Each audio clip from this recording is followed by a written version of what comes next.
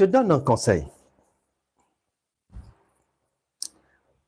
Nous pouvons échouer dans la vie pour plusieurs raisons. Et nous, ici, dans notre école, nous mettons le paquet pour éviter que tu échoues dans la vie. En essayant de te donner un maximum d'éléments pour sécuriser ta vie, les vies de tes enfants, et tes activités et ton futur, et ce que tu vas dire et l'aide que tu vas apporter aux autres. Pourquoi je te conseille, toi, libre penseur, libre penseuse, peut-être que futur pasteur ou actuel pasteur, prophétesse peut-être ou docteur, viens t'inscrire à la formation de notre école en 3 ans, formation diplômante, ça va beaucoup t'aider. Écoute-moi bien. Ce que tu peux faire dans n'importe quelle école biblique, n'importe quelle église locale, écoute-moi bien, ça ne peut pas te donner les armes qu'il faut pour bien affronter la vie et le travail. Pour les raisons suivantes. Quand tu écoutes la parole de Dieu, quand tu suis un enseignement, n'oublie jamais, la Bible dit « Mon peuple périt faute de connaissance ».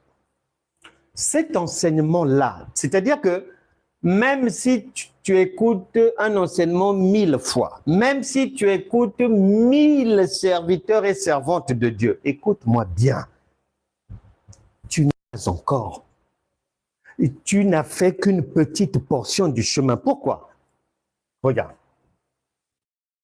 L'enseignement va te donner maximum, grand maximum, là où tu écoutes ce que Dieu appelle réellement enseignement, ça va te donner la connaissance et l'intelligence. Or, pour être agréable à Dieu, c'est-à-dire devenir tel père, tel fils, il te faut. En plus de ça, là, il faut la sagesse. Il faut le bon sens. Il faut l'amour.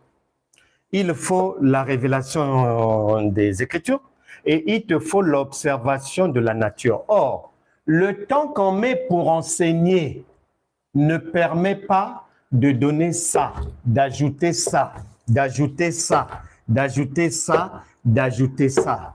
Ça prend du temps, ça prend des heures, il faut expliquer, réexpliquer. L'amour dont Dieu parle, c'est pas tes amourettes là. Et c'est pas que quand tu dis « Ah, je suis une maman, j'aime mes enfants ». Non, ça c'est l'amour charnel. Dieu ne parle pas de cet amour-là. Et puisque la Bible te dit, 1 Jean, chapitre 4, verset 16, que Dieu est amour. Le verset suivant te dit, 1 Jean 4, 17, tel Dieu est, et tel toi aussi tu es dans ce monde. Ce qui veut dire, conclusion, si réellement tu as l'amour, tu es Dieu. Tu es Dieu, tu ne peux plus faire les choses des chiens, des très-chiens, des chrétiens, dormir comme ça, jeûner comme ça, sauter comme ça, devenir folle, ne pas dormir, se rider le visage, ressembler maintenant à un zombie, mettre des jupes qui vont jusqu'au sol, méconnaissable. Non, un Dieu ne fait pas ça. Un Dieu ne fait pas ça. Donc, l'amour dont il s'agit là, c'est la divinité. Maintenant, le fait qu'en général, les gens, là, ça, c'est coup-ci, ça, coup-ça, ça, zéro, ça, moins 20, ça, moins 30, ça, moins 70. Les conséquences, écoute bien, les chrétiens se trompent souvent, les pasteurs se trompent beaucoup, les chrétiens divorcent beaucoup.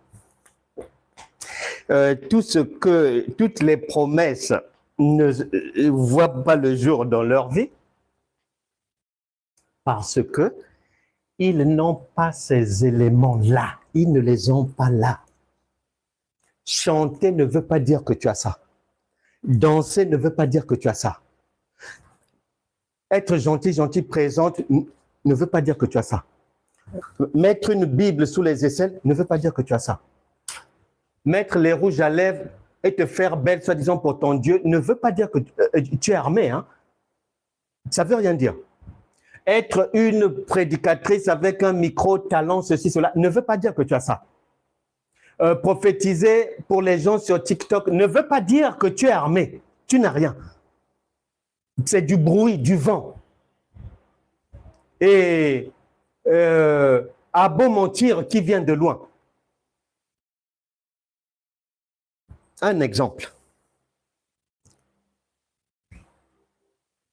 C'est du fait de l'absence, écoute-moi bien, de ces éléments-là dans la vie que les gens échouent. Tu peux même avoir la connaissance, l'intelligence, même dans la vie de tous les jours. S'il te manque le reste, tu vas faire des choses insensées. Ce sont les conséquences. C'est pour ça que les gens échouent. Mais combien même tu es pasteur, combien même tu t'appelles brebis, chantre interplanétaire, tu échoueras. Si tu n'as pas ces éléments-là avec toi, tu vas commettre beaucoup d'erreurs. Tu feras certaines choses comme un insensé. Tu vas te tromper, même pour le mariage. Parce qu'il va te manquer ces éléments-là. Ça ne s'arrête pas ici. Raison pour laquelle je t'invite à venir te former. Inscris-toi au plus vite. La montre de la vie tourne. N'attends pas 2027. N'attends pas une autre opportunité. Jésus dit que celui qui a des oreilles pour entendre, qu'il entende.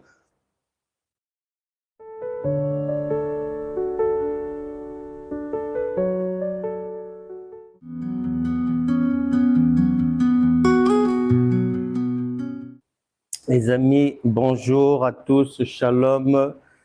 Entrez, soyez tous les bienvenus. Vraiment, c'est une joie immense encore de retrouver tout le monde ici.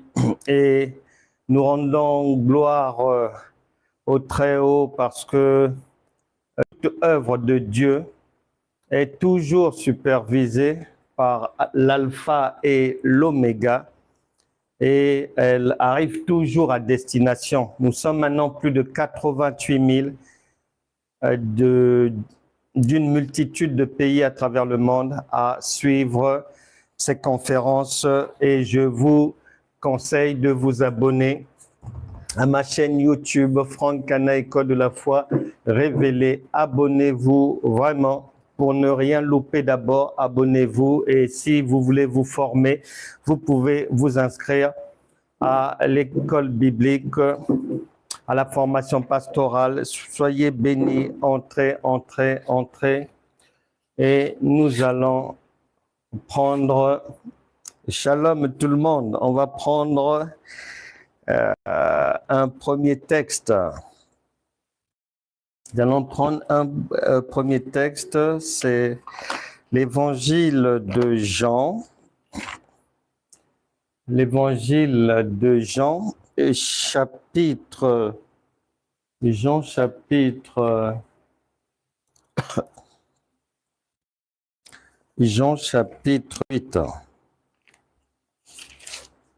Jean chapitre 8. Alors, je commence rapidement par le premier texte. Jean chapitre 8, verset 19. Je lis. C'est Jésus qui parle. Ils lui dirent donc, deux points. Où est ton Père? Jésus répondit, vous ne connaissez ni moi, virgule, ni mon Père, point. Si vous me connaissiez, vous connaîtriez aussi le Père, mon Père, point. Jésus dit ces paroles, virgule, enseignant. Il faut bien écouter.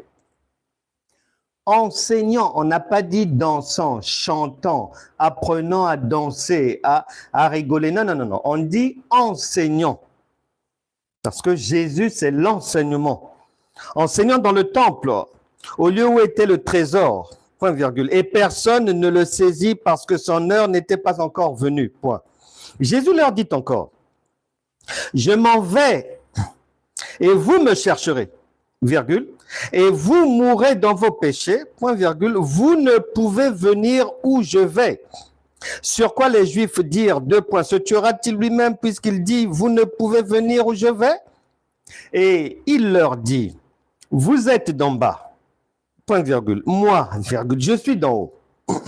Vous êtes de ce monde, moi, je ne suis pas de ce monde, point. C'est pourquoi je vous ai dit que vous mourrez dans vos péchés, car si vous ne croyez pas ce que je suis, n'oubliez pas que ce que je suis veut dire ce que je dis. N'oubliez pas que ce que je suis veut dire ce que je dis, veut dire ce que je vous demande de faire. Et ça veut dire ce que je vous donne. Il ne faut pas oublier qu'en Jean chapitre 14, verset 26-27, il avait déjà dit que je suis venu vous donner ma paix. Pas la paix que les gens donnent là, avec des insomnies et tout, des céphalées. Non, non, non, non. Une paix éternelle. Voilà. Paix la journée, paix à 6 heures du matin, pas l'agitation, dès qu'on se réveille. Non, non, non, non, non. Paix à midi, à 15 heures, à 18 heures, 24 heures sur 4. Il dit, vous ne croirez pas ce que je suis, virgule, vous mourrez, car si vous ne croyez pas ce que je suis, virgule, vous mourrez dans vos péchés, point. Vous mourrez dans vos péchés. Prenons une deuxième écriture. Pourquoi Jésus, d'abord la question, pourquoi est-ce que la parole qui est Dieu, qui est Jésus, nous dit que vous allez me chercher, mais vous n'allez pas me trouver. Et vous allez mourir dans vos péchés. Pourquoi? Parce qu'il a prévenu que ceux qui ne vont pas croire, ils ne peuvent pas le trouver. Trouver veut dire comprendre aussi. Parce que trouver quoi? La parole. La parole est Dieu. La parole, c'est l'écriture. Tu ne peux pas trouver la parole si tu ne la comprends pas. Prenons une deuxième munition, Jean chapitre 15. C'est là où Jésus dit que en ce qui vous concerne, parce que n'oublions pas, la Bible déclare que ces choses ont été écrites pour notre instruction. C'est-à-dire, c'est pour notre vie, pour notre vécu.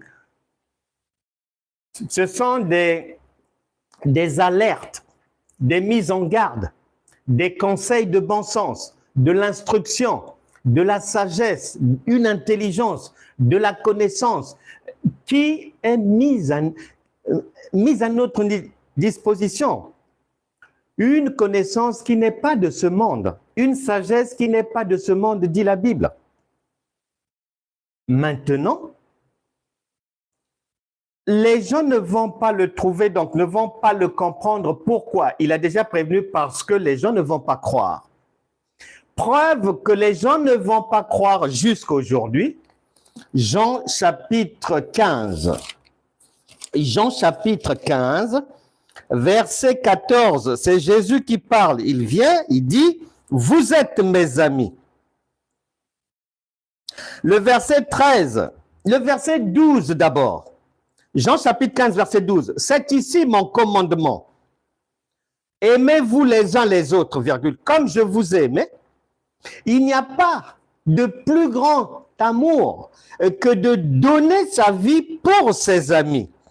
Maintenant, le verset d'après va venir t'interpréter ce qu'il a dit auparavant là. Se sacrifier pour ses amis veut dire quoi? C'est pas se sacrifier de souffrir de souffrance comme la chrétientose le dit depuis des décennies. Non. Il dit au verset 15,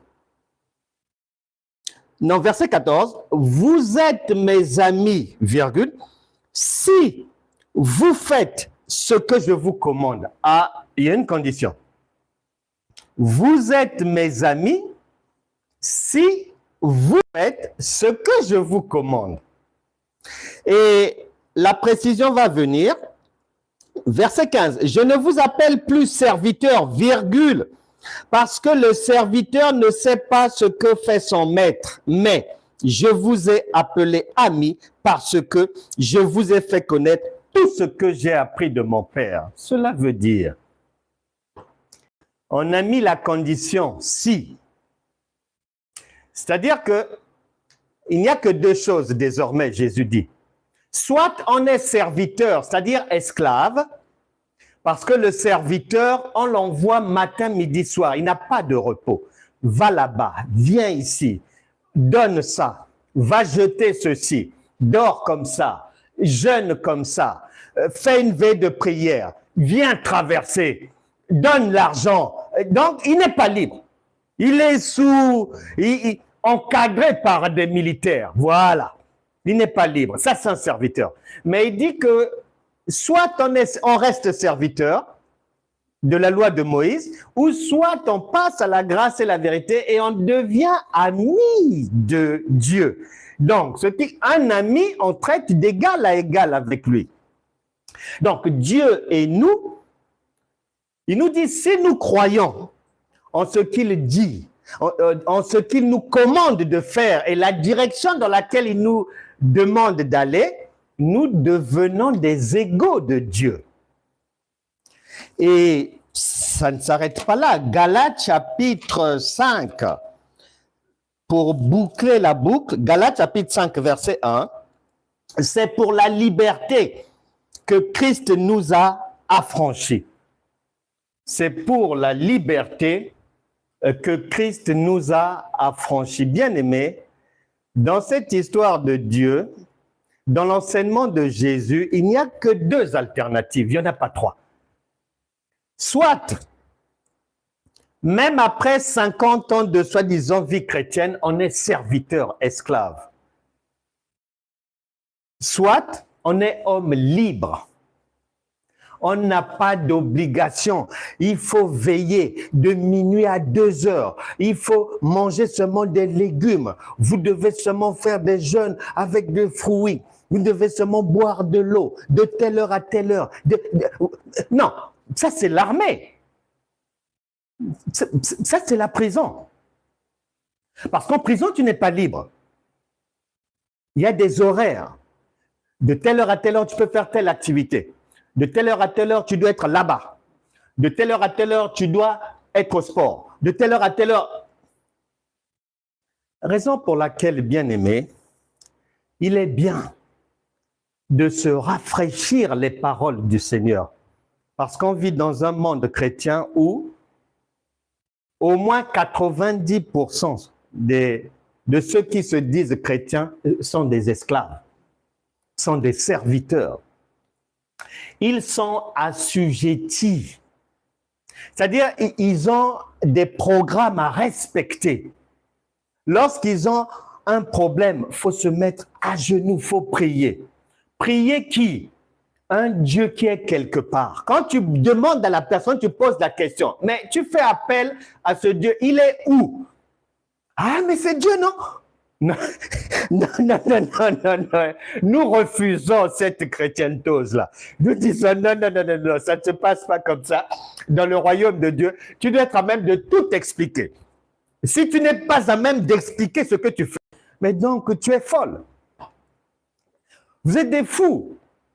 Eh bien oui, il faut être à même d'expliquer. Pourquoi est-ce que tu crois que pour que ton enfant guérisse, tu dois rejoindre un groupe d'intercession qui intercède tous les jours de 20h à 22h pendant 3 mois. Donne-moi une écriture qui, au moins, une écriture sur laquelle tu te tiens pour justifier ça.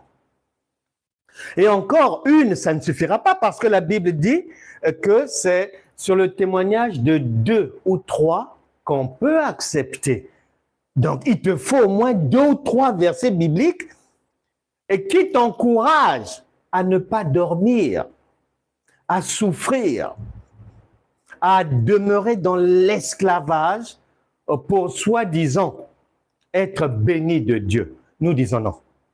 Nous rejetons cela. Si tu es ici et que tu as fait le choix de la servitude, c'est-à-dire que toi, c'est-à-dire hormis ce que tu sais faire depuis 1982, tu ne vois pas comment tu peux sortir des jeûnes, des prières, de la servitude.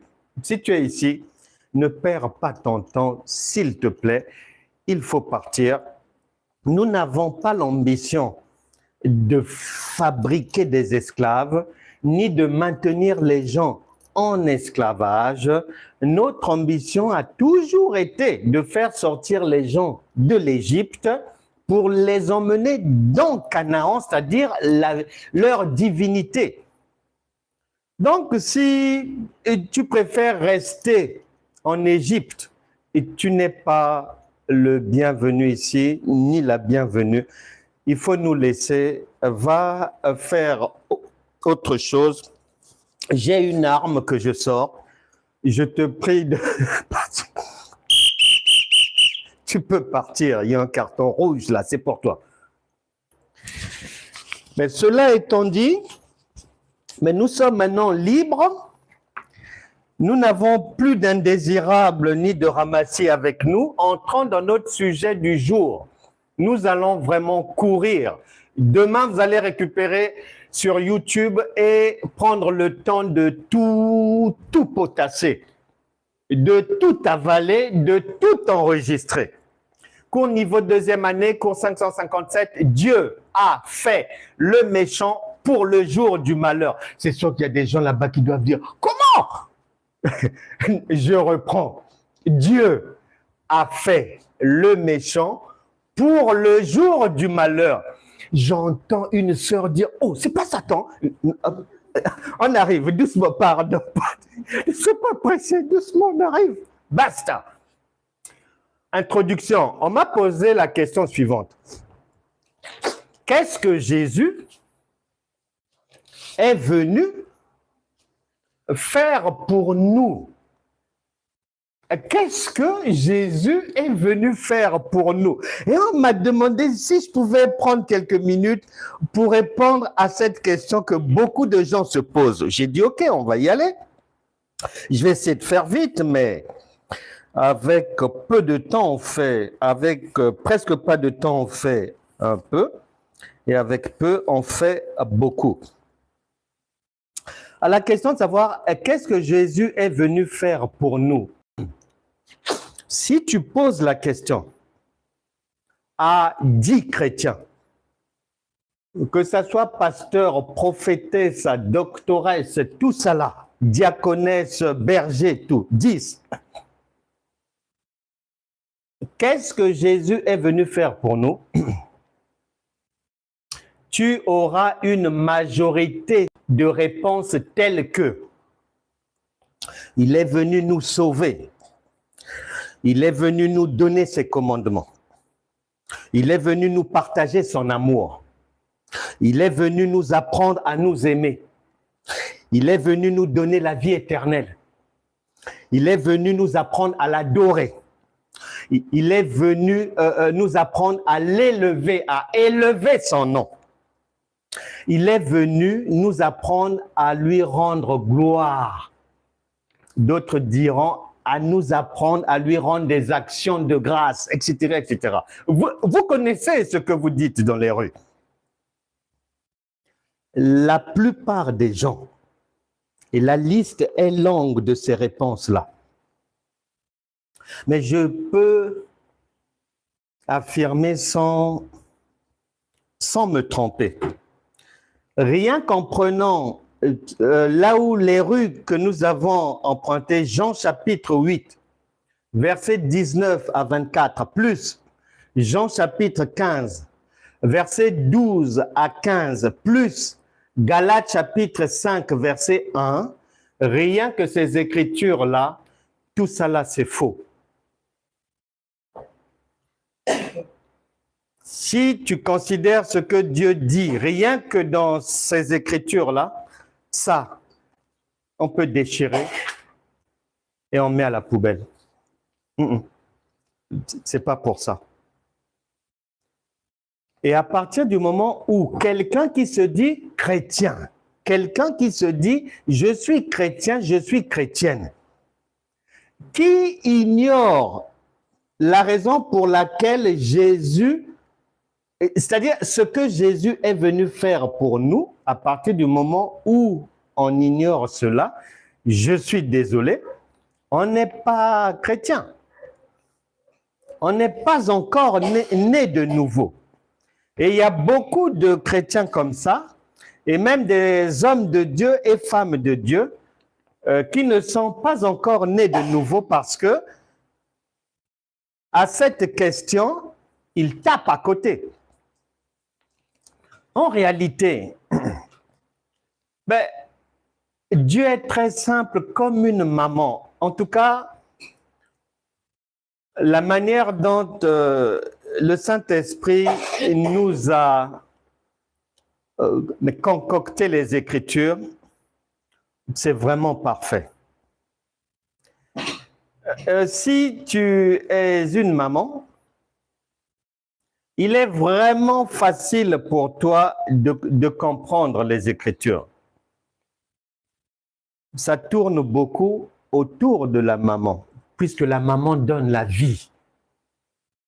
C'est pour ça que comme on parle de la vie, du pain de vie, ça tourne beaucoup autour de la maman. Et on la retrouve partout dans les Écritures. Elle est partout, prise en modèle. Qu'est-ce que Jésus est venu faire pour nous? Mais la réponse est très simple. La Bible dit nous cherchons Dieu loin alors qu'il est seulement à côté.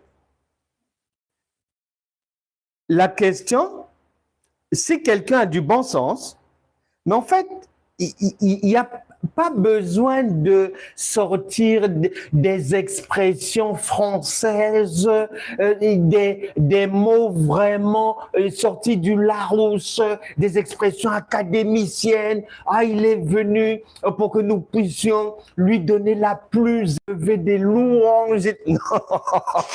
Pardon, ma soeur, descends pour toi. Ne monte pas, descends. Ça se passe ici. Mais sur terre, il y a les réponses ici déjà. Réponse.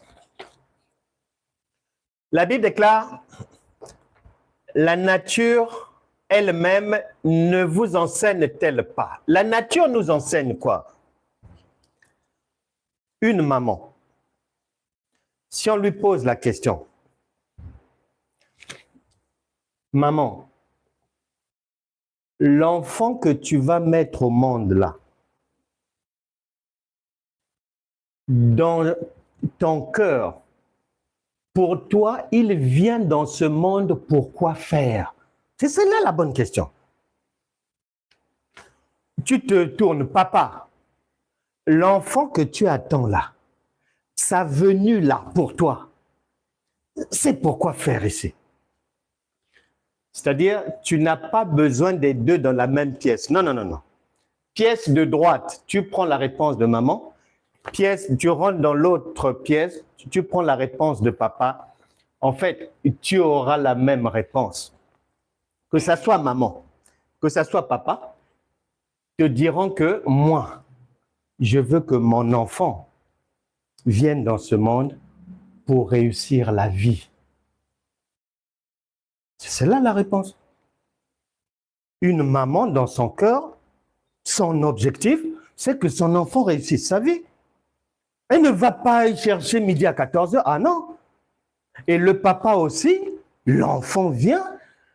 Il faut que l'enfant réussisse son pèlerinage terrestre. Point. Ça s'arrête là. Il n'y a pas besoin de faire une dissertation là. Il n'y a pas besoin de... Non. Les deux vont te répondre en une seule phrase. Que mon enfant, je veux qu'il réussisse dans la vie. Point barre, c'est fini. Et la Bible dit, si la nature donne cette réponse, alors maintenant, là c'est la parole faite chair. Dans la parole écrite, là-bas on dit, 1 Jean 4, 17, tel Dieu est, tel nous sommes aussi dans ce monde. Donc, la volonté de Dieu, il est venu pour nous donner ce qu'il faut pour réussir dans la vie. C'est tout. Et ce qui fait que, c'est Jean chapitre 10, verset 10, je suis venu pour vous donner non seulement la vie, mais vous la donner en abondance. Une vie de réussite, c'est tout. Dieu est comme une maman ou un père, c'est tout. Les gens cherchent loin, fabriquent des séminaires, des ceci, cela, par ignorance. Jésus a dit, ce sont des aveugles qui conduisent des aveugles. Tout ce monde-là va tomber. Mais ils sont par terre, là. La chrétienteuse est par terre. Bien que ça chante, bien que ça danse, ne te fie pas aux vêtements. Ne te fie pas à la sono. Ce sont des gens, Jésus dit, ils sont à terre. Ce sont des sépulcres blanchis. Donc, l'ignorance des chrétiens. Jésus a expliqué, Matthieu chapitre 16, versets 13 à 19, dans ce secteur, dans ces enseignements-là, il a fait comprendre que Dieu ne donne la réussite que là où il y a la révélation, là où tout le monde ne peut pas comprendre. Il donne la réussite là où il y a une sagesse particulière, là où il y a des méthodes que les autres n'ont pas. Parce que dans ce secteur biblique, il a posé la question à ses pasteurs. Qui dites-vous que je suis, moi, le Fils de l'homme? Et il y en a un seul qui a trouvé sur 12 pasteurs. Un seul a trouvé. Et Jésus dit que c'est mon Père qui te l'a révélé. Révélé. Et comme il y a eu la révélation, sur toi, je bâtirai mon église. Quelqu'un, quelque part, m'avait posé la question, quand il a dit sur toi, je bâtirai mon église, pasteur, qu'est-ce que cela veut dire?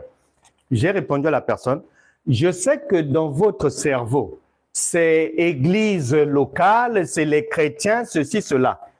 J'avais dit à la personne, cette compréhension-là, elle vient peut-être en 5e ou 6e position. La première position, c'est comme Pierre, tu as la sagesse pour comprendre les choses d'en haut, je vais te donner la réussite. Sur toi, je vais donner la vie abondante. C'est ça. C'est ça, c'est la réussite. La vie abondante. C'est la réussite.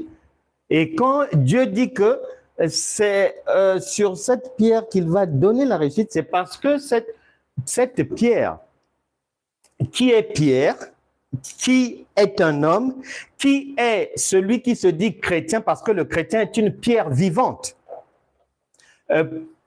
Puisque c'est une pierre engendrée par la pierre angulaire. Donc, Pierre lui-même a dit que vous, pierre vivante. Donc, pierre vivante veut dire une personne qui a la révélation et c'est Dieu donne la réussite à tout ce qui est le produit de la révélation. Raison pour laquelle, et dans Galates chapitre 3, verset 23, l'apôtre Paul dira que la foi, il y avait d'abord la loi, et ensuite la foi devait venir, mais il précise bien que cette foi-là devait être révélée. Il y a la confirmation que Dieu ne change pas. S'il n'y a pas la révélation, oh, ça sera la bouillabaisse chrétienne. Et le même Paul, dans Éphésiens chapitre 3, versets 3 à 5, va dire que vous pouvez vous rendre compte de l'intelligence que j'ai du mystère de Christ. Et il précise que ça ne vient pas un homme, je l'ai reçu par révélation divine. Et donc, s'il n'y a pas la révélation, Jésus dit, je ne vous ai jamais connu. Vous allez finir vraiment dans l'égarement total. Je ne vous ai jamais connu. Ce qui veut dire qu'à partir du moment où un chrétien ne comprend ni la question et il n'a pas la bonne réponse, son ignorance fait qu'en réalité, ces gens-là ne sont pas des chrétiens car ils sont étrangers à la vie divine. Parce qu'il ne faut pas oublier, en Matthieu chapitre 15, versets 12 à 15, Jésus a déjà précisé que la vie divine, c'est pour ceux qui sont ses amis, pour ceux qui ne quémandent pas auprès de lui. Parce qu'un ami ne quémande pas à son ami. Un ami ne se met pas à genoux devant son ami pour lui demander quelque chose. Un ami ne fait pas la manche à son ami. Mais eux, pourtant, la chrétienté qui prétend être marcher avec Dieu, mais les chrétiens font la manche. Les chrétiens se considèrent comme esclaves de Dieu. Lui, il a déjà dit que non, la période de l'esclavage est terminée. C'était avec Moïse, mais dans la grâce et la vérité, il n'y a plus cette pénibilité-là. Mais il avait prévenu dans Jean chapitre 8 que vous n'allez pas croire. Vous là, vous ne croirez pas. Et comme vous ne croirez pas, vous ne pourrez pas arriver là où je suis. C'est-à-dire, vous ne pourrez pas me comprendre. Parce que chrétien égale, c'est confirmé par Jean chapitre 1, verset 12. À tous ceux qui l'ont reçu là, en parlant de la parole et qui ont cru en elle, elle a donné le pouvoir de devenir enfants de Dieu. Maintenant, ceux qu'on appelle enfants de Dieu là, Dieu lui-même vient dire maintenant, Jean chapitre 10, verset 34, à ceux qui sont enfants de Dieu, que vous êtes des dieux. La boucle est bouclée. Donc, un chrétien est Dieu. Et ça rejoint Jean chapitre 15, verset 12 à 15, ce que Jésus dit. Maintenant, ce qui veut dire que si quelqu'un ne se considère pas comme étant un Dieu, il n'est pas chrétien. Puisqu'un chrétien, c'est un Dieu. Maintenant, si quelqu'un se considère comme enfant de Dieu, esclave de Dieu, adorateur de Dieu, c'est-à-dire porteur de sa croix pour Dieu, non, pardon, non,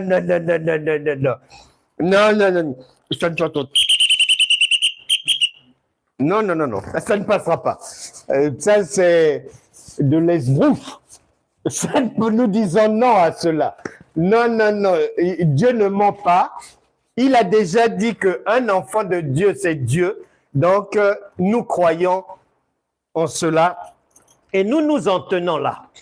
Maintenant, tous ceux qui ne croient pas, les égarés, les maudits, qu'un enfant de Dieu, c'est Dieu, eh bien, ceux-là, ils ne sont pas chrétiens.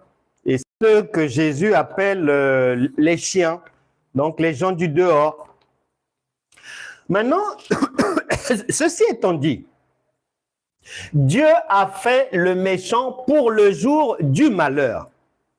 Méchant égale mal, égale malheur, égale malédiction. Et tu peux encore ajouter, tout ça là, c'est la même famille. Ce sont des frères et sœurs. Ça, c'est la même famille, tout ce monde-là. C'est blanc, bonnet, bonnet blanc. Et Proverbe chapitre 16, verset 4 va dire ceci concernant toute cette famille-là. Proverbe chapitre 16, verset 4 dit, Proverbe 16, 4, l'Éternel a tout fait pour un but, virgule.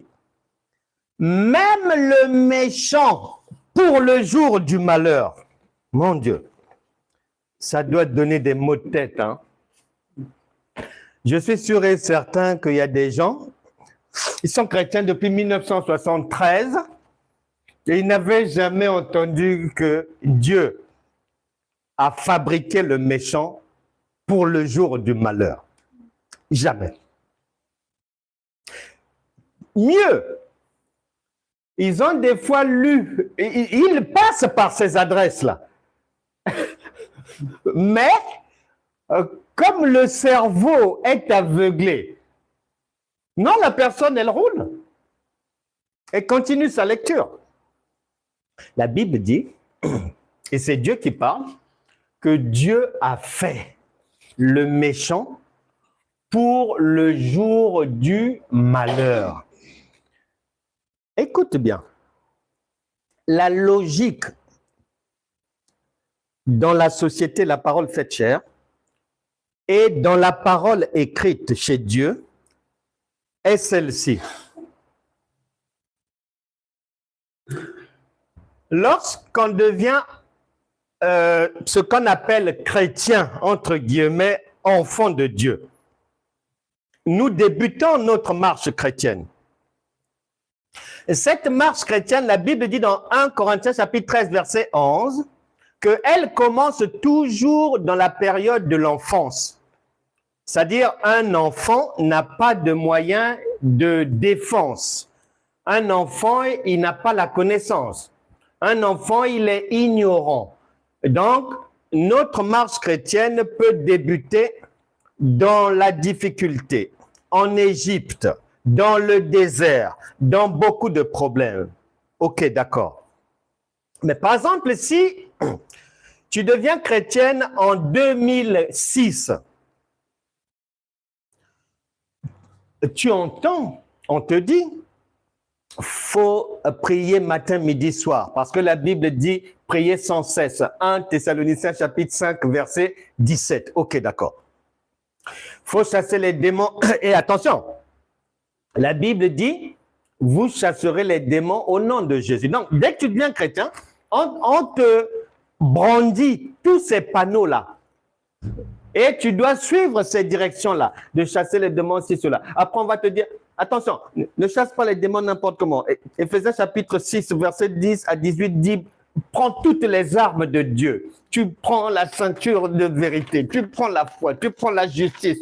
Ne dors pas, ne dors surtout pas, reste debout. Tu prends l'épée de l'esprit et tout. Donc, on te charge. Tu vas faire, tu vas suivre. Mais comme nous sommes nouveau-nés, on ne comprend pas tout, mais on fait confiance aux aînés. On les suit, on fait confiance aux aînés. Ça, c'est en 2006. On peut continuer à faire confiance aux aînés en 2007. Mais à partir de 2008, normalement, on est censé maintenant avoir grandi un peu. Il ne faut pas oublier que le ministère de Jésus, c'est-à-dire toute la formation, c'est 3 ans, hein. Donc, il y a 3 ans pour aller d'enfant à adulte. 3 ans.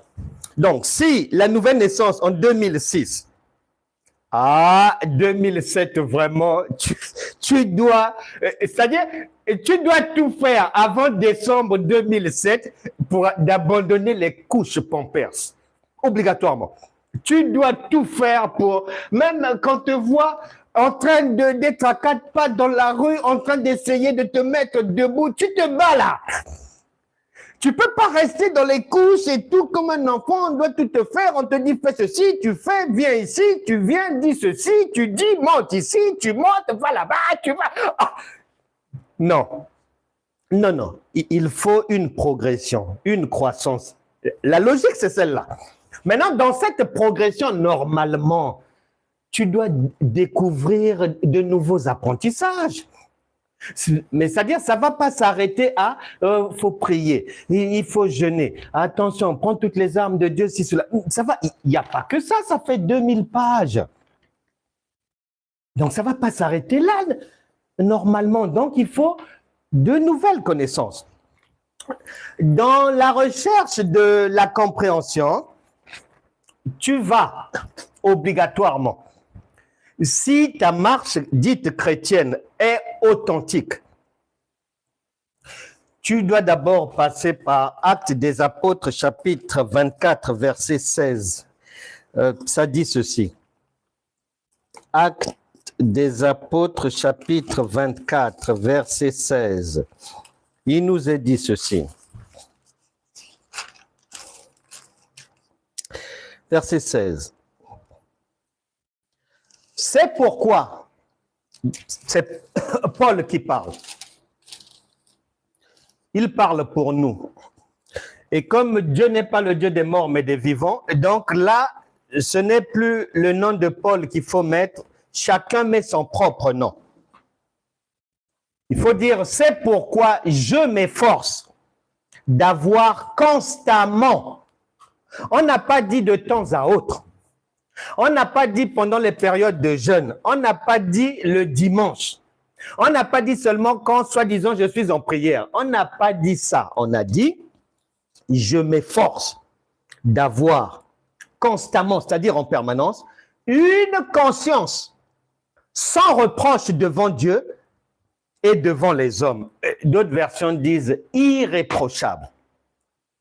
Et cette bonne conscience-là va obligatoirement, bonne conscience veut dire que tu ne crois pas à tout ce qu'on te dit. Tu essaies de vérifier aussi. Tu poses des questions. Tu demandes à ce que les gens t'expliquent ce qu'ils disent là. C'est ça la conscience. C'est-à-dire, bonne conscience, son opposé, c'est mouton de panurge. L'opposé de celui qui a une bonne conscience, si à droite, on trouve une sœur, par exemple, la sœur Rosalie, et nous avons tous constaté qu'elle a une bonne conscience. À gauche, on trouve une sœur, Mado Madeleine, et on se rend compte que, ça c'est la moutonnerie. Et il y en a foule comme ça. Mais la Bible donne le conseil. Il faut s'efforcer à avoir une bonne conscience. Et bonne conscience veut dire ne pas avancer à l'aveuglette. Ne pas faire les choses sans vérifier. Ne pas faire les choses sans comprendre. En général, j'ai, avec le temps, mais retenu ceci. 8 fois sur 10, quand tu trouves un chrétien, une chrétienne en train de faire quelque chose, si tu lui poses la question de t'expliquer un peu par rapport à quoi la personne fait ça et qu'elle puisse te justifier ça par des écritures bibliques, non, la personne fait naufrage. Non, non, ce qui veut dire qu'elle suit le mouvement. Or, ici, on a dit non, non, non, non, non, non. Le suivisme, ce n'est pas dans la famille en Christ. Non, non, non, non. Dans la famille en Christ, C'est comme des gens qui prennent le même vol d'avion. Ils ont tous décollé à la même heure. Ils auront bien souvent le même repas. Ils ont tous été vaccinés. Là où ils vont, ils ont tous le visa pour arriver là-bas. Donc, plusieurs paramètres, ils sont tous sur la même longueur d'onde. C'est ce qu'on nous fait comprendre. Et la bonne conscience doit faire que, avant j'étais ignorant en 2006. Après, dans la marche chrétienne, j'ai appris des choses que j'ignorais en 2006. J'ai appris ça en 2007. Et quand on va arriver en 2008, je vais apprendre d'autres choses que j'ignorais en 2006. Et dans cet avancement-là, il y a des choses que je faisais en 2006, mais que je ne vais plus faire parce que je suis passé à autre chose. Lorsque nous étions au SEM 1, des fois même jusqu'à aujourd'hui, des fois je demande aux enfants, et je fais semblant, de donner des opérations de multiplication. Oh, on n'a pas encore fait ça. On n'a pas encore, on connaît pas encore ça, les gars. Non, j'essaie de vérifier, ils en sont où? Et j'ai les retours. Que, ça, non, on n'a pas encore fait. Et des fois, ils sont déjà la division. Mais division avec 2 chiffres seulement. Et quand tu ajoutes 4, 5 chiffres, on n'est pas encore arrivé là-bas. On n'est pas encore arrivé là-bas. Donc, ça permet au moins de constater que on est tenu de progresser. Et l'enfant qui, il y a 2 ans, pour avoir 5, faisait 1, plus 1, plus 1, plus 1, plus 1, si tu lui demandes de te trouver 5 3 ans après, non, il va te faire soit 2 fois 2 plus 1. Directement. Donc, tu vois qu'il y a eu une progression. C'est pas que ce qu'il avait appris il y a 3 ans, ce n'était pas bon. Non, c'est bon. Mais pour aller plus vite, pour une simplification et pour une croissance intellectuelle, au niveau de son instruction, de ses apprentissages, il suit la voie de la simplification. Parce que 1 plus 1, il y a 2 minutes 30 là.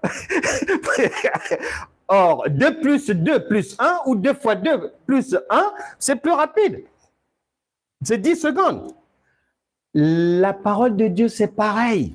Il faut cette progression-là que l'on ne retrouve pas dans la chrétientose. C'est ça le problème. Et c'est pour ça que la plupart des chrétiens, ils ne le sentent pas en réalité, mais ils ne le savent pas.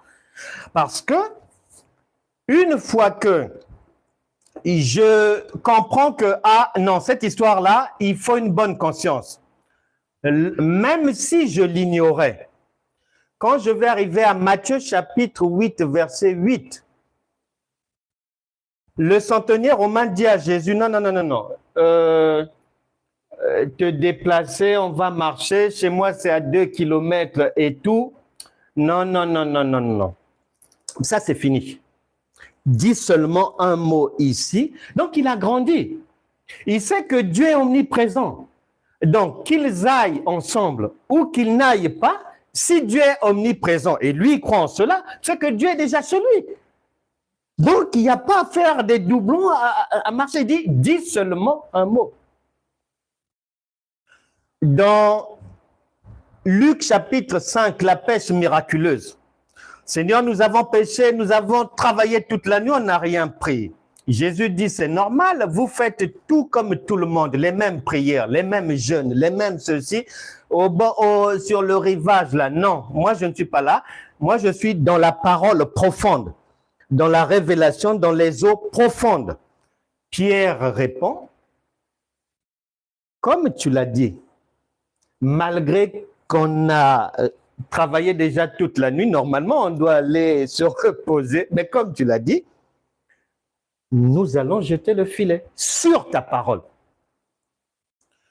Acte 9, 4 à 6 dit ceci, c'est l'apôtre Paul. Acte chapitre 9, 4 à 6, il est dit de l'apôtre Paul, il tomba par terre et il entendit une voix qui lui disait : Saül, Saül, pourquoi me persécutes-tu? Il répondit : Qui es-tu, Seigneur? Et le Seigneur dit : Je suis Jésus que tu persécutes. Il te serait dur de régimber contre les aiguillons. Tremblant et saisi d'effroi, il dit : Seigneur, que veux-tu que je fasse? Tu entends la question précise, hein? Que veux-tu que je fasse? Réponse. Et le Seigneur lui dit : Lève-toi, entre dans la ville et on te dira ce que tu dois faire. Les hommes qui l'accompagnaient demeurèrent stupéfaits. Ils entendaient bien la voix, mais ne voyaient personne. Saül se releva de terre, et quoique ses yeux fussent ouverts, il ne voyait rien. On le prit par la main. La main, c'est l'enseignement. Il a reçu l'enseignement. Et on le conduisit à Damas. Et il resta 3 jours sans voir, et il ne mangea ni ne but, etc., etc. Quand il a posé la question, « Seigneur, que veux-tu que je fasse ?» La suite, il va conformément à ce que le Seigneur lui a dit, il va faire exactement ce que le Seigneur lui a dit de faire. Quand on arrive à Actes des Apôtres, chapitre 16, versets 9 à 10, l'apôtre Paul et ses camarades, la vie ne marche pas bien. Ils ont essayé, ils essaient des projets, mais ça ne donne rien. Ils sont en échec. Et il est précisé que celui qui les met en échec, ce n'est pas le diable, c'est Dieu. Actes des Apôtres, chapitre 16. Mais vous lirez à partir du verset 1. Moi, je pique vite au verset 9. Pendant la nuit, Paul eut une vision. Un Macédonien lui apparut et lui fit cette prière. Passe en Macédoine, secours-nous. Verset 10. Après cette vision de Paul, nous cherchâmes aussitôt à nous rendre en Macédoine, concluant que le Seigneur nous appelait à y annoncer la bonne nouvelle. Vous voyez bien, les bien-aimés, que ceux de Matthieu 8, ceux de Luc 5, ceux de Acte 9 et ceux de Acte 16, une fois qu'il y a la parole de Dieu, ils s'exécutent. C'est-à-dire que même si avant, il faisait le contraire, une fois que Dieu a donné une nouvelle parole, une nouvelle orientation, ils suivent la nouvelle orientation. Ce qui veut dire que ce que le Saint-Esprit voudrait que l'on retienne, et là où il nous fixe rendez-vous aujourd'hui, Proverbe chapitre 16, verset 4, « L'Éternel a tout fait pour un but, même le méchant pour le jour du malheur. » Cela veut dire, si moi, j'ai une bonne conscience et que je dis que je veux suivre le modèle de Christ, ici, on me donne le modèle à suivre. Les autres, quand ils ont la parole de Dieu, ils suivent la direction. Mais dans la chrétientose, dans la famille chrétienne, parmi toutes ces personnes égarées et maudites, Dieu peut parler, mais non, je reste sur 1992. C'est-à-dire, on me dit quelque chose en 2009. Oh, c'est pour les sœurs Justine, c'est pas pour moi. Je reste avec les enseignements de 2001. Ah non. Ah non.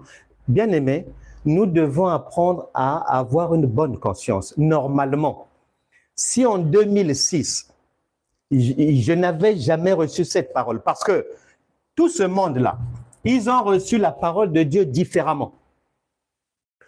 Lui, là, ici, c'est dans un songe. Lui, là, ici, c'est dans une rue. Lui, là, ici, c'est sur le rivage de la plage. Lui, là, ici, c'est vraiment, il pourchassait les croyants pour les maltraiter.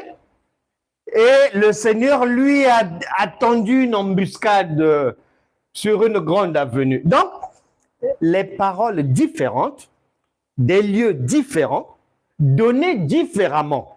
Maintenant, si en 2006, on m'avait jeté dans le combat spirituel, en 2017, ça s'est amplifié, c'est-à-dire tellement que j'ai écouté des trucs que, ah, le diable, attention, les sorciers, attention, les francs-maçons, attention, faut pas dormir, faut être debout, tenez-vous sur la brèche, nous sommes dans les temps de la fin, ah, la bête est là, ceci, cela. Si en 2017, on m'a chargé le crâne de ça, le jour où en 2008, j'ai dit 2006, 2007, 2008, pardon, je peux être un matin chez moi, dans ma méditation, et je tombe sur Proverbe 16, 4, qui m'apprend, Dieu me donne la parole, que attention mon fils, combien d'années tu vas passer à courir après la queue du diable? Et tu veux arracher ses cornes jusqu'à quand? Bon, depuis que vous chassez les démons de France vers la Belgique, est-ce qu'ils sont définitivement partis? Bon, pourquoi est-ce que vous êtes obligé de les chasser tantôt vers la Belgique, tantôt vers la Suisse, tantôt vers l'Espagne, tous les jours? Mais pourquoi ils ne vont pas définitivement?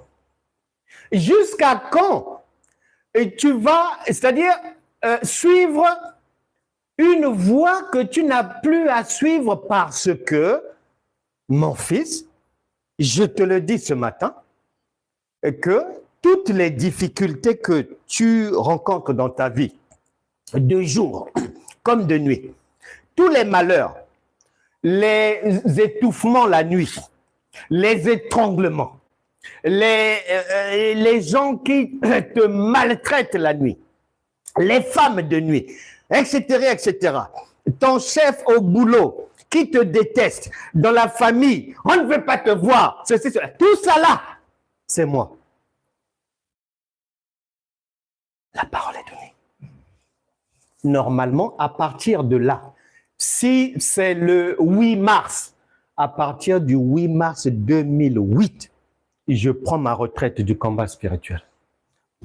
Parce que ces gens-là, c'est aussitôt. Ces gens-là, quand ils ont reçu la parole de Dieu, immédiatement, la Bible dit aussitôt à chaque fois. Aussitôt. Mais dans la chrétienté, oh non, non, non, non, ça danse. Ça danse. Car il est glorieux. Et pourtant, le matin, le Seigneur lui a donné la parole. Que toutes tes difficultés là, c'est moi l'architecte. Donc, si tu as des comptes à régler avec quelqu'un, c'est moi. Laisse le diable. Non, elle est en train de chanter pour susciter, c'est-à-dire fabriquer pour susciter des élans de compassion de la part du Saint-Esprit face aux difficultés qu'elle rencontre dans sa vie. Car il est glorieux. Là, la voix est pas... Faut que... Non.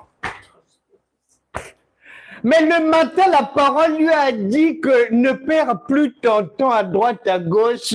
Ça ne sert pas de quémander, de faire la manche et tout. Le bien et le mal, le chef, c'est moi. C'est ça. Parce que dans la Bible, les autres, quand Dieu leur parle, immédiatement, ils le mettent en pratique et ils ne font plus ce qu'ils faisaient avant. Mais dans la chrétientose, non. Ah non. Non, les gens ne changent pas. Là. Même un marteau, non, tu vas perdre ton temps. Non, tu n'arriveras pas à briser. Non. C'est très solide. Très, très solide. Tu écoutes la personne, c'est-à-dire, on est en 2026, mais tu écoutes la personne et le visage, et l'expression, et les manies, tout. C'est 2003. Tu te dis, bon, Bon. Mais par où commencer ici? Nous devons avoir une bonne conscience. Dieu parle tantôt d'une manière, tantôt d'une autre. J'ignorais cela. Un bon matin, dans ma méditation, je viens de découvrir, c'est écrit noir sur blanc, que le chef du bien et du mal, c'est moi, Dieu. Conclusion, normalement, pour une personne sensée, quelqu'un qui a une bonne conscience, le même jour, même si j'avais un rendez-vous pour chasser les démons, même si j'avais une veillée de prière avec pour objectif lier Satan, mais je n'irai pas. Je prends ma retraite le même jour. Mais puisqu'on me fait comprendre que ne perds plus ton temps à courir derrière Satan, le chef c'est moi. Que faire pour ne pas être malheureux? C'est-à-dire pour ne pas que Dieu envoie le méchant te frapper de jour comme de nuit. Que faire? Réponse, Proverbe 1. Proverbe 1. Eh bien oui, les gens, tu lis. C'est écrit noir sur blanc. Mais Dieu te parle. Non, la personne, non. C'est-à-dire, en même temps qu'elle lit là, elle est en train de faire défiler les refrains. Car il est glorieux. En fait, en conclusion, donc ça veut dire que sa lecture là, c'est une vraie fausse lecture. Elle est en train de chanter pour supplier. Elle fait la manche en chanson. C'est grave. Proverbe chapitre 1, verset 1. Proverbe de Salomon, fils de David, roi d'Israël, pour connaître la sagesse et l'instruction, pour comprendre les paroles de l'intelligence, c'est-à-dire les paroles de Dieu. On te montre l'orientation à suivre. Pour recevoir des leçons de bon sens, de justice, d'équité et de droiture, pour donner aux simples du discernement, au jeune homme de la connaissance et de la réflexion. Que le sage écoute et il augmentera son savoir. Et celui qui est intelligent acquérera de l'habileté. Pour saisir le sens d'un proverbe ou d'une énigme, des paroles des sages et de leurs sentences. La crainte de l'Éternel est le commencement de la science. Les insensés méprisent la sagesse et l'instruction. Les insensés, c'est-à-dire, mon frère, ma soeur, ce qu'on a mis ici, là, tout ça là, c'est l'enseignement. Si tu passes ton temps à faire des choses que l'on ne retrouve pas ici, là, en tout cas, je te conseille aujourd'hui de mettre en priorité ce qui est écrit ici, là. Parce que ce que tu fais là, ça ne rentre pas dans les priorités. Verset 7. La crainte de l'Éternel est le commencement de la science. Les insensés méprisent la sagesse et l'instruction. Écoute, mon fils, l'instruction de ton père et ne rejette pas l'enseignement de ta mère, car c'est une couronne de grâce pour ta tête et une parure pour ton cou. On t'a indiqué ce qu'il faut faire pour ne pas que le gourdin de Dieu te tombe sur la tête. Pour ne pas que ta chef puisse te haïr puissance 10 000. Mais bien sûr. Ah ouais, hein? Ah, Dieu parle une fois, tu n'entends pas. 2 fois, tu n'entends pas. Et 3 fois, tu restes dans l'adoration. Bon. On va, la nuit, le Saint-Esprit va aller voir la chef dans un songe. Et dans le songe, la chef, elle sort du boulot, elle veut aller entrer dans sa voiture pour rentrer chez elle. Le gardien du parking, elle constate une roue crevée. Le gardien du parking vient lui dire, Madame, c'est Madame Brigitte qui est venue percer. Je te promets, le matin, quand elle va te croiser dans le couloir, rien que son regard, tu peux sauter par la fenêtre. C'est ce que Dieu fait. C'est-à-dire que quand c'est comme ça, pendant que toute la nuit, tu es en train de louer, adorer, vous êtes peut-être en direct avec une prophétesse et qui est en train de baliser votre avenir avec de belles prophéties, avec beaucoup de bonnes paroles que je vois au travail. Ton chef t'avait fait des problèmes. Oh oui, oui, oui, oui. Et vos relations sont comment? Ah, elle ne me supporte pas, ceci, ceci. Au nom de Jésus, je vois, je vois, je vois, je vois, je vois ton élévation, je vois ton élévation, je vois. Pendant que là-bas, vous voyez l'élévation, je te promets, dans le même laps de temps, le Saint-Esprit est en conclave avec ta chef. Dans son rêve, on lui a dit que c'est toi qui as percé la roue de sa voiture. Ah, c'est ce qui se passe dans la vie de tous les jours. Eh bien oui. Maintenant, lorsque la sœur Brigitte, c'est-à-dire après la veillée de prière, toutes les bonnes prophéties, ceci, cela, elle était arrivée très contente au boulot. Très, très contente, joyeuse et tout, parce qu'elle est sûre que... Mais la manière dont les fondements vont être renversés, c'est-à-dire que elle prend une pause, elle va dans la salle de repos. Allô? Soutenez-moi en prière. Ah, ça va pas. Ah, mais quoi là-bas? Ah, ma chef, elle a envie de m'avaler. Ne me lâchez pas. Restez sur la brèche, ne descendez pas de la montagne. Non, on va donner un avertissement parce que vous là, c'est trop.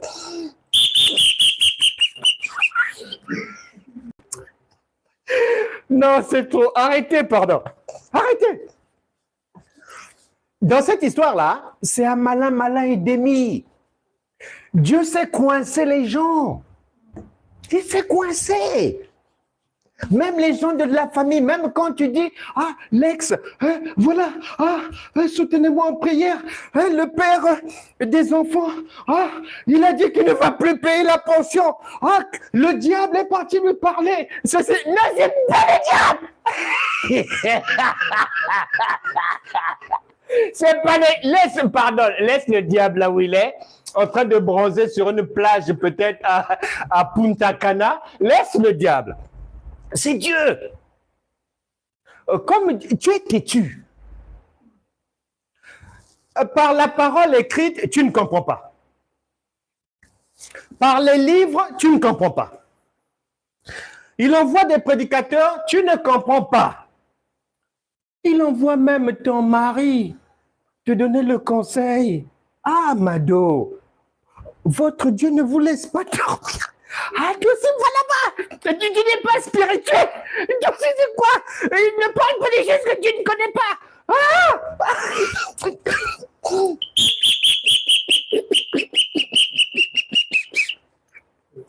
Faut arrêter. Il va bien vous coincer. Hein. Il y a une gendarmerie. Hein. Va bien vous coincer. Et beaucoup sont tombés dans ce piège-là.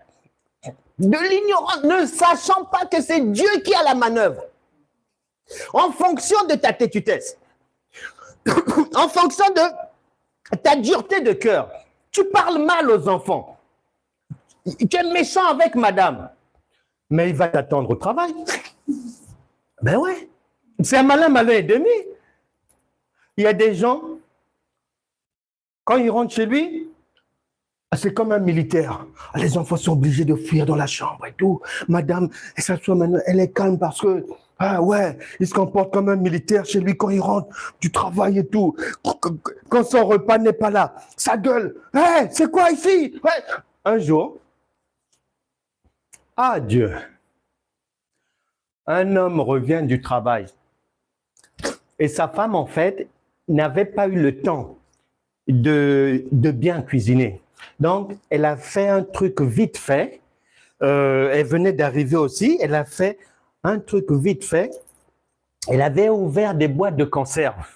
Elle a badigeonné maillot, ceci, cela pour le mari, pour que, bon, pour calmer un peu la faim. Et l'après-midi, elle allait prendre le temps de faire quelque chose de solide pour le dîner. Le mari arrive. Le mari arrive. Là, j'étais témoin, j'étais à 30 mètres à l'époque. Quand le mari est arrivé, le mari arrive comme ça. On va dans la chambre, oh, ses affaires, revient. Alors, il y a quoi à manger ici, là? Sa femme emmène l'assiette avec les conserves, bien décorées. C'était midi, il faisait chaud. Écoute le mari. Quoi? Ça, c'est quoi? Ouais, boîte de conserve que j'ai fait en atelier aussi. Hey! Mais qu'est-ce qui ne va pas? Tu crois qu'on est en guerre? On veut faire manger des conserves? Ça ne va pas chez toi? Non, homme, nous donnons un carton rouge à ce jaune. Si tu fais ça, Dieu va t'attendre au travail. Dieu va t'attendre sur la route. Il va te tendre un piège. Parce qu'il a déjà préparé. Les méchants sont là. Ils sont là. Ils sont disponibles. Ils sont là. Ça peut être la voisine. Ça peut être le frère. C'est-à-dire, Dieu est un informaticien. Tu vois dans la musique, mais quand les ingénieurs du son travaillent sur les platines, là, mais c'est comme Dieu, il est là sur une platine, il touche la paf. Ils vont là-bas, ah, elle est en train de faire du bruit. Ah, elle a craché sur son mari à la maison. Ah, bon, il dit à la chef, allez, vas-y. Donc, nous devons faire attention. Et très, très attention. On ne peut pas craindre quelqu'un que l'on ne comprend pas. Quand les chrétiens disent, ah, j'ai la crainte de Dieu. Ah, je crains Dieu. Ah, ma soeur, comment avec Dieu? Ah, non, moi, c'est Dieu, ma priorité, c'est Dieu. Hein? Et tous les chrétiens disent, ah, j'ai la crainte de Dieu. Je crains Dieu. Elles chantent parce qu'elles pensent que chanter veut dire avoir la crainte de Dieu. Archi faux. Non, car on ne peut pas craindre quelqu'un que l'on ne comprend pas. On craint ce que l'on comprend. On craint ce que l'on connaît. Mais Jésus a déjà prévenu que vous ne pourrez pas me comprendre. Vous n'allez pas me croire. Vous n'allez pas être là où je suis. Donc, ce n'est pas possible quand les chrétiens disent que je crains Dieu. C'est faux, c'est archi faux. Parce que pour eux, craindre Dieu veut dire soit chanter des chansons où on met le nom de Dieu, ou soit être présent à toutes les réunions dites chrétiennes, ou soit jouer un rôle, être ouvrier de Dieu, être au protocole, accompagner les sœurs, mais l'autre là, soulever les instruments des sœurs de la chorale, de ceci, cela, faire les veilles de prière, être en jeûne. Donc, la chrétientose pense que craindre Dieu, c'est ça. Nous donnons un carton rouge à ça. Ça, c'est faux. Archi faux. Tu ne peux pas craindre quelqu'un que tu ne comprends pas. C'est faux. Tu vas toujours désobéir. Ça va être la désobéissance. Pourquoi? Parce que tu ne peux qu'obéir à... Jésus a dit dans Jean chapitre 15 que vous n'êtes plus mes serviteurs si... Non, vous n'êtes plus mes serviteurs. Vous êtes maintenant mes amis si vous faites ce que je vous commande. Voilà. Voilà, c'est bien précisé. Mais tu ne fais pas ce qu'on te dit. Tu chantes seulement. Mais tu es hors sujet. Mais tu es hors sujet. Donc, la plupart des chrétiens sont dans la désobéissance. Comme ils sont dans la désobéissance, ils ne peuvent pas avoir le bénéfice. Les chrétiens, ils aiment dire, ah oui, l'ange de l'Éternel campe tout autour de ceux qui craignent Dieu. Ceci, cela. Donc, le Seigneur, nous avons confiance. Satan ne nous fera rien. Les sorciers de la famille, vous ne pouvez rien faire contre moi. Parce que le psaume 34, versets 8 à 10, dit que l'Éternel campe tout autour de ceux qui craignent Dieu, ceci, cela. Je te donne un carton rouge parce que c'est faux. La manière dont tu comprends ça là, le psaume 34, versets 8 à 10, avec tout ce que la chrétientose fait, ils ne peuvent pas être bénéficiaires de cette écriture. Preuve. Mais, attendez, psaume 34, versets 8 à 10, il est dit ceci. Psaume 34, 8 à 10, il est dit, les chrétiens aiment balancer ces paroles-là dans le vide, complètement. Verset 8, psaume 34. L'ange de l'Éternel campe autour de ceux qui le craignent, virgule, et il les arrache au danger. Sentez et voyez combien l'Éternel est bon. Donc, il y a plein de chansons avec ça, là. Heureux l'homme qui cherche en lui son refuge. Craignez l'Éternel. Vous, c'est saints, car rien ne manque à ceux qui craignent Dieu. OK. Mais si quelqu'un considère qu'il est dans les bonnes grâces de Dieu, et que, c'est-à-dire, il le dit, s'il croit réellement que l'ange de l'Éternel campe autour de lui, mais il fait une veille de prière encore, pourquoi? Il chasse les démons, pourquoi? Il a déjà une garde. Vous voyez là où les chrétiens sont menteurs? Non, mais c'est vrai. Mais puisque tu dis que l'ange de l'Éternel campe autour de toi, mais la boucle est bouclée. Bon, maintenant question. Pourquoi tu vas encore en retraite spirituelle? Pourquoi tu fais encore une nuit de la traversée? Pourquoi encore on retrouve ton nom sur la liste des marathoniens de prière? Pourquoi encore tu fais partie du groupe des ennemis de Satan qui prient 3 fois par semaine pendant 4 heures? Comment? Puisque tu as dit et tu considères que l'ange de l'Éternel, donc l'Éternel, campe autour de toi. Les chrétiens sont des menteurs, hein, et des menteuses. Et parce que l'ignorance est telle que c'est pas possible. C'est comme si quelqu'un dit qu'il se promène avec le chef de l'État. Ben, si tu te promènes avec le chef de l'État, même si tu as 2300 problèmes avec des gens de telle ville, de telle ville, de telle ville, mais tant que tu seras en balade avec le chef de l'État, en tout cas, vraiment, et tu es un homme libre. Tu ne dois rien à personne. Tu es un homme libre. Tu es en liberté. Et tant que tu es avec la reine, non, et tu es en liberté. Mais le chrétien, il prétend qu'il a Dieu.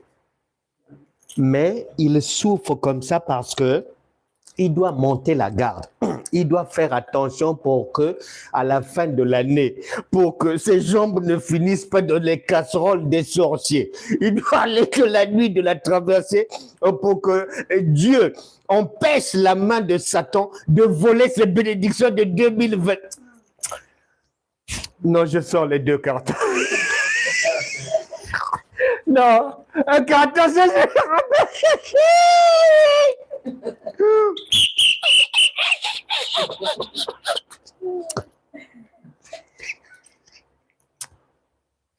Oh! Seigneur, mais comment sont ces gens-là? Donc, on doit faire attention. Parce que beaucoup pensent résider À Psaume 34, versets 8 à 10. Or, ils ne sont pas concernés par là. Ils ne sont pas là. Ils sont dans la désobéissance parce qu'ils ne comprennent pas la parole. Dieu ne change pas sa parole. Actes des apôtres, chapitre 22, 16 à 21. Écoute, Dieu ne change pas. Souvent, nous les chrétiens, on a l'habitude de dire qu'on est déjà béni, on est béni, Dieu nous a bénis, ceci, cela. Ok, d'accord, attention, il faut faire attention. Actes des apôtres, chapitre 22, 16 à 21, rapidement. Acte 22, 16 à 21. Acte 22, 16 à 21, rapidement, il est dit. Et maintenant, que tardes-tu? Lève-toi, sois baptisé et lave tes péchés en invoquant le nom du Seigneur. De retour à Jérusalem, comme je priais dans le temple, je fus ravi en extase et je vis le Seigneur qui me disait, 2 points, hâte-toi et sors promptement de Jérusalem, parce qu'ils ne recevront pas ton témoignage sur moi. Et je dis, Seigneur, c'est là où les chrétiens ne comprennent pas. Paul reçoit une autre parole. Dieu lui dit, sors de Jérusalem. Il pose la question à Dieu. Il dit, mais Seigneur, mais ces gens-là, ils savent eux-mêmes que j'annonce maintenant ce que je combattais. Donc, normalement, ils vont accepter. Écoute la réponse de Dieu. J'étais moi-même présent, joignant mon approbation à celle des autres et gardant les vêtements de ceux qui le faisaient mourir. Alors il me dit, va, je t'enverrai au loin vers les nations. C'est-à-dire, ce qu'il avait prévu, Dieu a fait autrement. Eux pourtant, humainement, on peut dire que Paul avait raison. Il combattait quelque chose, une doctrine, il défend maintenant cette doctrine. La logique voudrait que les gens puissent quand même écouter ses explications, lui poser des questions. Comment ça se fait que tu étais avec nous? Comment tu as fait pour basculer là-bas? Explique-nous un peu. Dieu dit non. Ils ne t'écouteront pas. Lève-toi et va là-bas. La Bible déclare que ces choses ont été écrites pour te servir à toi et à moi d'instruction. Que dans la vie, ce n'est pas parce que tu as prévu quelque chose et que tu penses que cette chose-là, elle est logique et que tu penses que parce que tu fais soi-disant l'œuvre de Dieu, que Dieu est avec toi. Non, non, non, non, non, non. Si ce n'est pas là où Dieu a dit, si ce n'est pas la manière dont Dieu a prévu, si ce n'est pas avec les gens que Dieu a prévu, si ce n'est pas l'enseignement que Dieu a prévu, non. Et Paul a suivi. Et le fait, pour l'apôtre Paul, à chaque fois que Dieu lui dit quelque chose, même s'il lui pose une question, il va dans la direction divine. Même si lui, il avait prévu autre chose, dès que Dieu donne une parole, peu importe la manière, il suit. Et en faisant cela, la grâce abondante de Dieu est toujours sur lui parce que il fait ce que Dieu a prévu. Allons maintenant voir, lorsque quelqu'un fait ce que Dieu n'a pas prévu, les conséquences. C'est ça. Allons voir la sœur Rachel. Rachel, épouse de Jacob, pour aller vite, épouse de Jacob. Au moment où Jacob quitte chez son oncle Laban, il part avec toute sa famille et tout. Il va se poser un problème. Le père de Rachel, lorsqu'il est arrivé du boulot, lorsqu'on lui a dit qu'ils sont partis, il a constaté qu'il avait perdu quelque chose. Il a constaté que pour lui, c'était ses idoles. Pour lui, c'était ses théraphim. Pour lui, c'était les coutumes et les traditions de chez lui.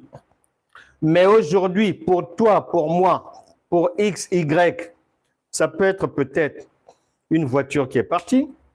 Ça peut être peut-être, tu as accepté de suivre des gens dans une croyance qui n'est pas prévue par Jésus.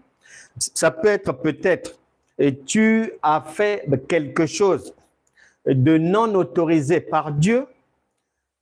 Bref, le père Jacob va les retrouver et il va poser le problème. Il va poser le problème. Genèse chapitre 31, Genèse chapitre 31, ouais, Rachel a pris les trucs, ils sont partis, et 31, verset 55. Genèse 31, 55. Genèse 31, 55. Il est dit ceci. Il est dit ceci. Laban se leva de... Non. Genèse 31, verset 32 d'abord. Genèse 31, 32. Mais périsse celui auprès duquel tu trouveras tes dieux. C'est Jacob le mari qui parle, qui dit à son oncle et beau-père que tu peux vérifier. Moi, je n'ai rien volé et les miens non plus. Mais si par hasard, puisque j'ai déjà demandé, mais personne n'a pris, si tu trouves ça, cette personne doit mourir. Mais périsse celui auprès duquel tu trouveras tes dieux. En présence de nos frères, examine ce qui t'appartient chez moi et prends-le. Jacob ne savait pas que Rachel les eût dérobés. Il ne savait pas que sa femme avait piqué ça. Bien-aimé, la Bible déclare que ton oui soit oui, que ton non soit non. Ce n'est pas parce qu'on se dit qu'on est chrétien ou pasteur. Mais tu ne vois pas les pasteurs mourir. Tu n'entends pas. Tu ne vois pas que chaque 3 mois au moins, soit une femme de pasteur meurt, soit le pasteur lui-même, le prophète, docteur ou je ne sais pas quoi, soit c'est l'enfant, soit... Tu n'entends pas bien. Ce n'est pas le diable. Tu as la réponse, c'est là. Quand tu fais quelque chose que le lion n'a pas prévu, mais tu deviens un repas, je l'ai dit dimanche, c'est écrit dans la Bible. Tu deviens un repas. Maintenant, quand Laban a vérifié, ça n'a pas donné grand-chose. Écoute maintenant, Genèse 31, verset 55. Laban se leva de bon matin, virgule, baisa ses fils et ses filles et les bénit. Ensuite, il partit pour retourner dans sa demeure. C'est-à-dire, ses recherches n'ont rien donné. On n'a pas attrapé la personne qui avait volé. On n'a pas attrapé Rachel. L'enquête n'a pas pu débusquer ce que Rachel avait pris dans la maison de son père. Il y a 15 ans, tu as appris quoi et où? Il y a 10 ans, tu as caché quoi? Parce que ne crois pas que tu es soi-disant devenu enfant de Dieu ou prophétesse, que la page est tournée. Ça ne se passe pas comme ça. Écoute bien. La vie va continuer dans la famille de Jacob. Peut-être chez toi aussi. Peut-être même qu'après ces événements-là, tu t'es marié même. Peut-être même que tu as eu le boulot que tu recherchais et tout. Écoute bien. Lui là, il tend toujours un piège, même 10 ans après, même 7 ans après, même 3 ans après. C'est ce qui va se passer chez la sœur Rachel. Genèse chapitre 35. Genèse chapitre 35, il est dit ceci. Verset 19. Rachel mourut et elle fut enterrée sur le chemin d'Éphrata qui est Bethléem. C'est la seule personne de la famille de Jacob qui est décédée parce que la Bible dit le salaire du péché, c'est la mort. Quand tu ne vas pas dans la direction de Dieu, quand Jésus a dit, c'est seulement celui qui fera ce que je lui commande. Mais ce qui ne commande pas, il ne valide pas, il n'est pas dedans. Il va envoyer le méchant. Et Rachel a perdu la vie. Rachel est décédée. Le méchant frappe le pécheur. En conclusion, le méchant frappe le pécheur. Toute personne, Jésus vient, il dit, bon, les miens là, vous n'avez plus à ne pas dormir. Vous n'avez plus à faire des veilles de prière comme des esclaves. Vous n'avez plus à quémander, à faire la manche, à me demander l'aumône. Vous n'avez plus à faire ça. Ce que je vous donne, mon enseignement, emmagasinez ça bien, je vous donne la vie éternelle. C'est-à-dire, je vous donne de quoi devenir comme moi, ami avec moi. Prenez, mais attention. Soit tu prends et tu vas dans la même direction, ou soit si tu ne prends pas, si tu fais autre chose, si tu restes en esclavage, l'esclavage va s'accentuer. Si tu fais des choses contraires, le salaire du péché, c'est la mort. La Bible déclare, Matthieu chapitre 23, parce que le méchant frappe le pécheur. Pourquoi? Le diable qu'on accuse, il n'est pas quelque part là-bas, il est dans l'homme lui-même. Jésus dit à Pierre, arrière de moi Satan, mais il s'adresse à un individu. Et 1 Corinthiens 3, 16, 17 vient dire, ne savez-vous pas que vous êtes le temple de Dieu? Si quelqu'un détruit le temple de Dieu, Dieu lui envoie un méchant. Dieu le maudit. Dieu fait tomber sur lui le malheur.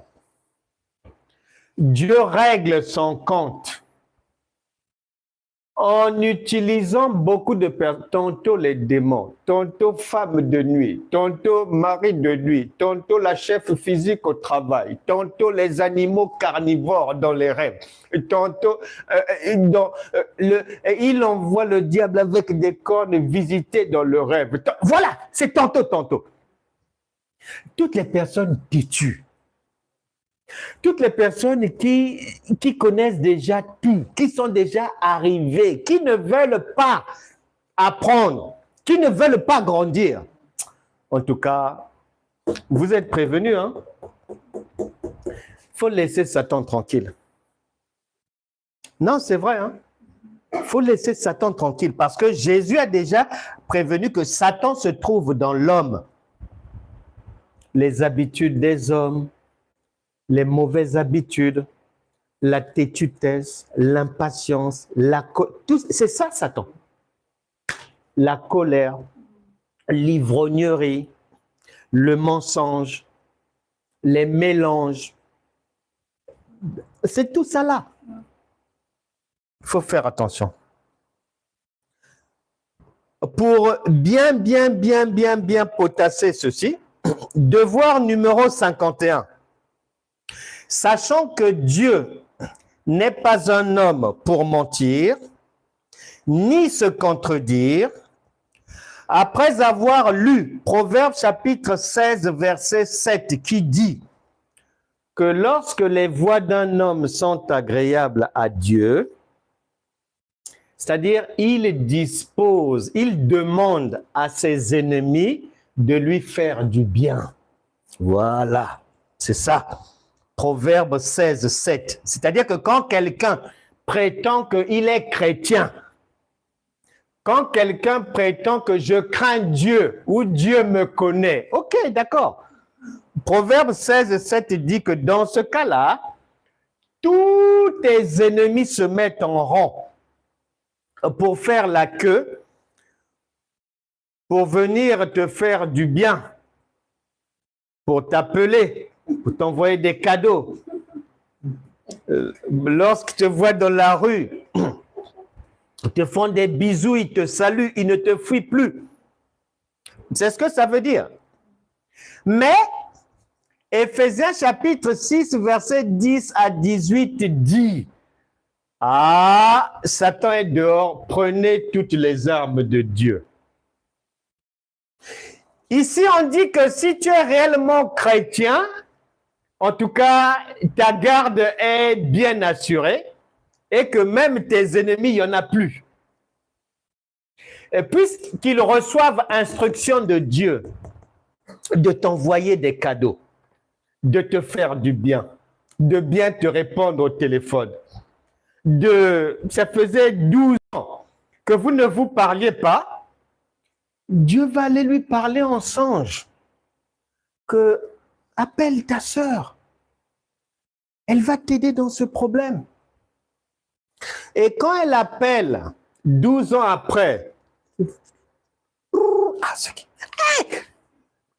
qu'est-ce qu'elle me fait?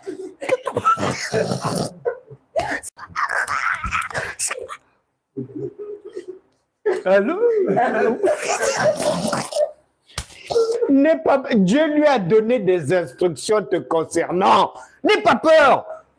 Oh! Dieu lui a dit de te faire du bien.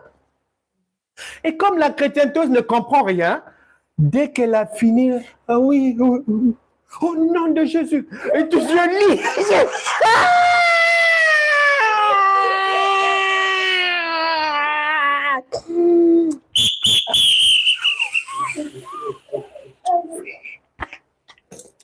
Non, mais ça se passe comme ça dans la réalité dehors, là. Mais oui, dès que ça raconte... Ah, ça faisait 12 ans, hein.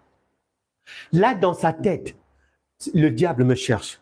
Satan m'a localisé. Il envoyait me provoquer. Vraiment, Seigneur, Seigneur, au nom de Jésus, je lis sa langue. Au nom de Jésus, Saint-Esprit, empêche ses jambes de passer à mon boulot. Au nom de Jésus, j'envoie le feu, le feu, le feu, le feu.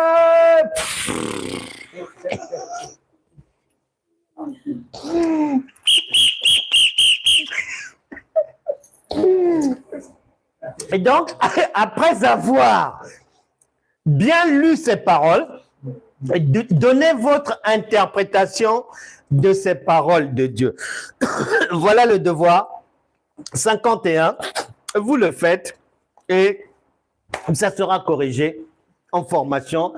Seigneur, que toute personne ici présente et qui a écouté cette parole, qui a écouté la bonne nouvelle, qui a écouté la volonté de Dieu, que toute personne qui a bien reçu cette parole, qui a compris définitivement et qui ne va pas encore mélanger, c'est-à-dire les choses d'à partir de maintenant avec les vieilleries des années d'avant, que toutes ces personnes reçoivent définitivement la lumière de Dieu, reçoivent une nouvelle connaissance, une nouvelle instruction, une nouvelle sagesse, une intelligence multipliée, un bon sens, reçoivent une conscience pure, une conscience irréprochable, que l'amour au sens divin soit désormais votre partage, que la volonté de votre cœur soit celle de devenir les paroles de Jésus, car ces paroles sont notre testament. c'est-à-dire ami de Dieu, donc Dieu. Que cette volonté vous anime à partir de maintenant. Par conséquent, que cette parole bien reçue guérisse toute personne malade. Que les enfants soient guéris par la puissance de la parole. Cette parole est un médicament. On n'aide pas un médicament, on le prend. L'hôpital ne te dira jamais d'ajouter le jeûne ou la prière après avoir pris un médicament. Jésus est le médecin par excellence. Cette parole est une médecine, c'est un médicament. Quiconque a pris ce médicament n'a rien à rajouter par-dessus, ni jeûne, ni prière, ni quoi que ce soit, au risque de perdre le bénéfice de toute cette bonne nouvelle. Que les enfants malades soient guéris, que la grâce de Dieu vous localise, que toutes les difficultés du moment disparaissent au contact de cette lumière, que tous les enfants autistes, trisomiques et que sais-je encore soient délivrés, que toute personne qui a du mal à dormir, beaucoup de gens ne dorment même pas, harcelés, persécutés par les démons, et ils se disent chrétiens, chrétiennes, que toute personne harcelée la nuit dans son sommeil soit libre, car c'est pour la liberté que Christ vous a affranchi. Que toutes les démarches aboutissent. Tu n'as plus à souffrir dans la vie. Le royaume de Dieu, c'est le règne du surnaturel. Ce n'est pas un royaume qui fonctionne au mérite, non. C'est un royaume qui fonctionne sur la grâce. On est bénéficiaire de la grâce en fonction de la compréhension de la vérité qui est la parole de Dieu et de sa mise en application dans nos vies. Que la lumière de Dieu vous aide à demeurer fidèle à la compréhension authentique de la parole. Soyez bénis, tout ira bien. Recevez la grâce pour avoir un bon sommeil. Recevez la grâce pour être aimé selon que Proverbe chapitre 16, verset 7, soit une réalité pour toi à partir du moment où Jésus a dit tu crois en ce qu'il a dit et en ce qu'il te commande. Que quiconque croit au commandement de Jésus soit bénéficiaire à jamais de Proverbe chapitre 16, verset 7. Vos ennemis vous feront du bien. Ils vous enverront des roses. Ils viendront vous voir. Ils vous couvriront de cadeaux. Tout le monde vous fera du bien. Vous serez aimés. Même les enfants qui étaient partis, ils vont revenir. La Bible déclare que c'est la parole de Dieu, donc le Seigneur, qui ramène le cœur des enfants vers les pères. Ils vont revenir. Les fugueurs majeurs, eux aussi vont revenir. Tout ira bien. Les ex qui embêtaient les autres, pour toi c'est fini. Tu ne seras plus embêté. La vie sera rose. Au nom de Jésus. Amen. Merci, mais les amis, mais vraiment, c'était, hein?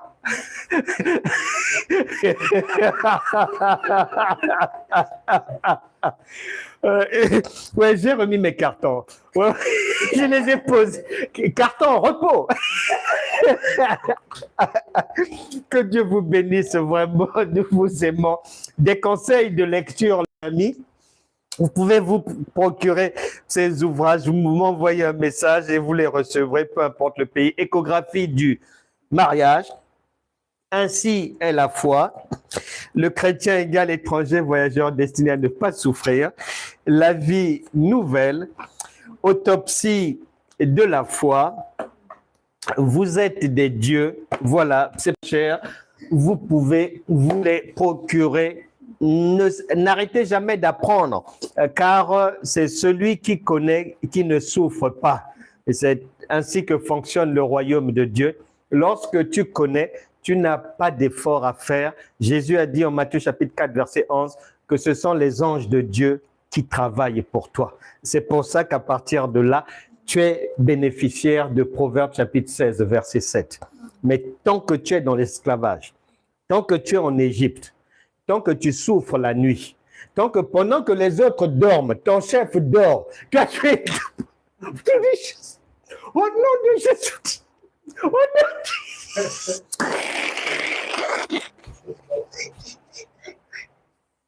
Non,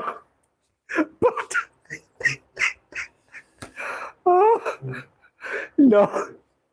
Ressaisis-toi, la nuit est faite pour se reposer. Et il est venu pour te donner la vie. Et tellement merci pour les cadeaux. Merci, merci, merci. N'oubliez pas de vous abonner. Il faut encader sur YouTube. Vraiment, abonnez-vous. On se retrouve là-bas. En attendant, d'autres rendez-vous dans la semaine. Mais pour le moment, sur YouTube, soyez bénis, likez, partagez, invitez vos proches et tout. Nous sommes arrivés en gare de Toulouse-Matabio.